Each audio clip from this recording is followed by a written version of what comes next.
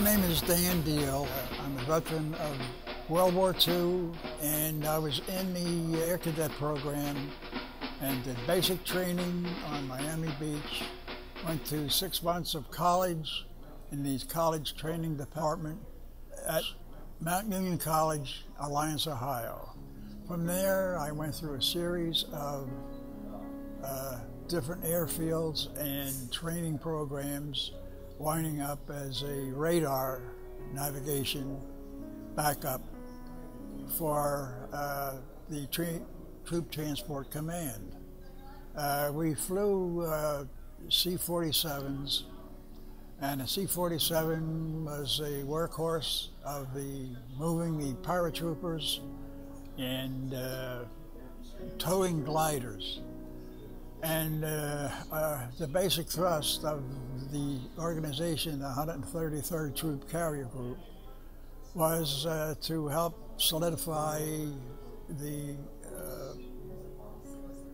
mopping up of troop problems around the Nijmegen and Remagen bridges. Both those, we had two different sorties, and helped the surviving people there in the Battle of the Bulge to capture and hold those bridges and open up the pathway for Patton and his group to go down through the Siegfried Line and mop up the Germans. To get into the action part of it, the C-47s that we flew from a town called Assiette in northern France. We flew C-47s that had 20 paratroopers and towed a glider, and our purpose was to go in first, drop the glider off, and the glider had 14 to 16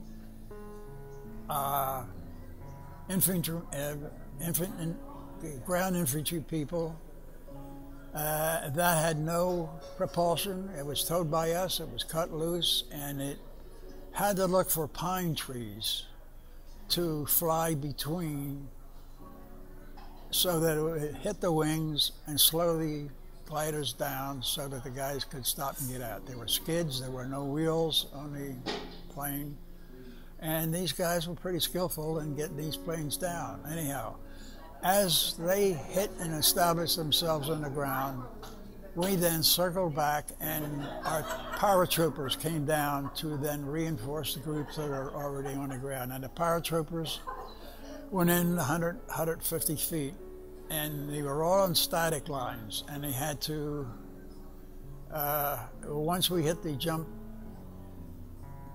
point, they had to go out on these static lines that would pop their chute just as soon as they were out in the air, so that they would not be in the air too long.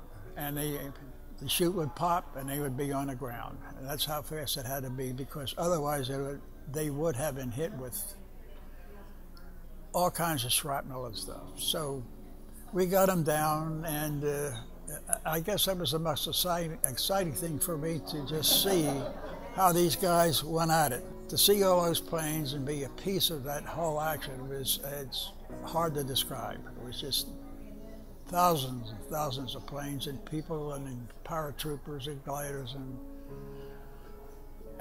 it was fantastic. So that's the biggest thing as far as combat was concerned. There was flak all around us, fighter planes all around us, and a bunch of the planes got hit, and most of the planes did not get hit. The best thing we did was getting those gliders cut loose and down on the ground fast, which established points of strength down on the ground for the paratroopers to come in and then set up what their plans were to capture the bridges and hold them. So that's that.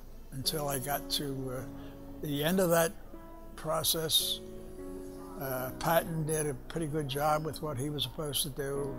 I was then sent to be the communications officer at Oberpfaffenhofen field in Germany, and spent about 5 months there before I had the opportunity on furlough for a month to go over to Hitler's Berchtesgaden, aerie up in the clouds, up in the mountains, and